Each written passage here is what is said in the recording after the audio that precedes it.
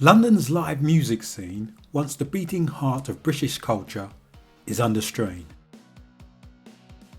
Recent reports from the Nighttime Industries Association and the Music Venue Trust paint a worrying picture. Grassroots venues closing at alarming rates, rising rents, soaring energy bills, and audiences tightening their spending. The small back rooms where careers are born are struggling to survive.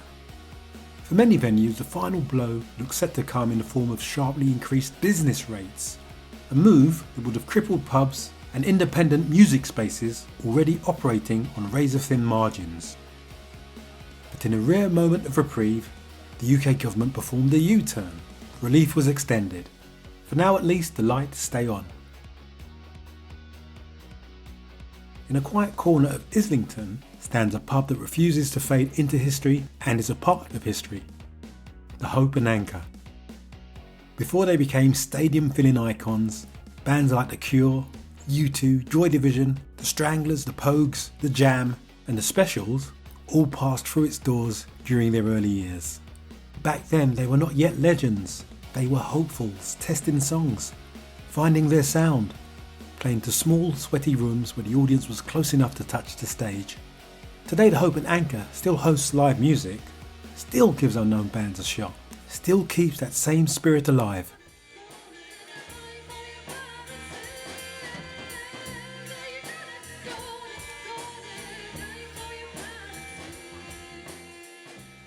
And again, just down the road in King's Cross sits another rocky pub, the Water Rats. Over the years, it has hosted artists at the very beginning of their journeys, long before the awards, the headlines, the arena tours. It's always been a testing ground, a launch pad. Venues like the Water Rats remind us that success stories don't begin at the O2. They begin in rooms that hold a few hundred people at most. Without spaces like this, where would tomorrow's headliners start? If Camden is the beating heart of London's grassroots live music scene, then the Dublin Castle is the beating heart of Camden. This is where Blur sharpened their sound, where Supergrass cut their teeth. Madness, The Killers. The list reads like a festival headline poster. It still champions emerging artists. It still believes in the power of a small stage.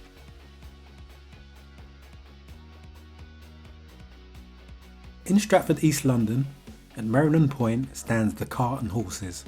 To some, it's a pub. To others, sacred ground. This is where Iron Maiden began, where they played their earliest gigs, where they held a residency before conquering the world. It's recognised globally as the birthplace of one of Britain's biggest heavy metal exports, and it's still here. Still hosting bands, still nurturing ambition, still reminding us that global icons can emerge from the corner of a room and a modest stage in a nondescript corner of East London.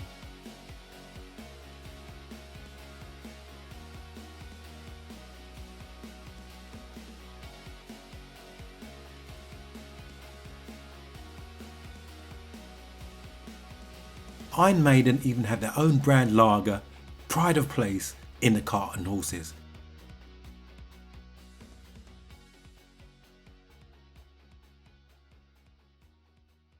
In Camden, the Fiddler's Elbow, long a pillar of the grassroots scene, recently saw its lease put up for sale. Another uncertain future, another fragile space hanging in the balance.